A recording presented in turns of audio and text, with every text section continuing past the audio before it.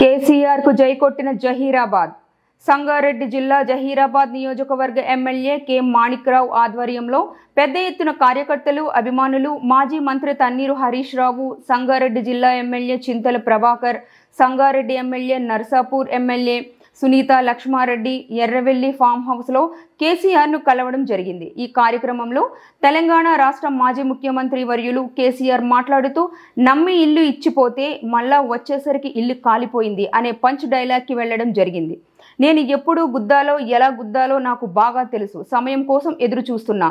ఫిబ్రవరి నెలలో భారీ బహిరంగ సభ జహీరాబాద్ నుండి DCMS చైర్మన్ మల్కాపూర్ శివకుమార్, మండల అధ్యక్షులు తట్టు నారాయణ, మాజీ కౌన్సిలర్ నమా Ravikiran, Bandi Mohan, Mohammed Imran, BRS senior leader Ramnagar Zahirabad నియోజకవర్గం కార్యకర్తలు, మాజీ ఎంపీటీసీలు, జడ్పీటీసీలు, మాజీ కౌన్సిలర్లు, కేసీఆర్ అభిమానులు పెద్ద ఎత్తున పాల్గొని కార్యక్రమాన్ని విజయవంతం చేశారు. కాబట్టి దయచేసి నేను మీ అందరిని కోరేది, మీకు మంచి ఎమ్మెల్యే ఉన్నాడు మాణిక్రావు గారు. ఆయన నాయకత్వంలో మంచిగా పనిచేసి మంచిగా ముందుకు పోయి చాలా చక్కగా మంచి ఫలితాలు భవిష్యత్తులో సాధించాలి. పరమేశ్వర్ పాటిల్ గారికి, వారు వెంట వచ్చిన మిత్రులకు నేను ప్రత్యేకంగా ధన్యవాదాలు చెప్తా ఉన్నాను. ఇటువంటి కార్యకర్తలు, ఇటువంటి నాయకులే పార్టీకి పట్టుబొమ్మలు, తెలంగాణ జాతి రత్నాలు.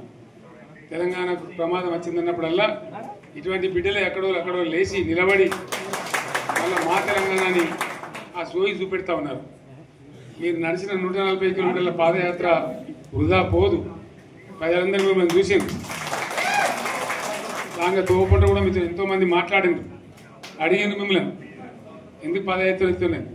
మీరు కూడా అందరికి చెప్పిండ్రు, అంతే కదా. మీకు కూడా అర్థమైంది ప్రజలు ఎంత వ్యతిరేకం ఉన్నదని.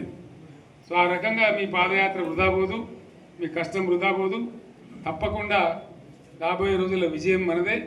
అయితే మన విజయం మన కోసం కాదు, అది తెలంగాణ విజయం కావాలి, తెలంగాణ ప్రజల విజయం కావాలి, తెలంగాణ రైతుల విజయం కావాలి అని మనవి చేస్తూ మరొకసారి పరమేశ్వర్ను వారి బృందాన్ని అభినందిస్తూ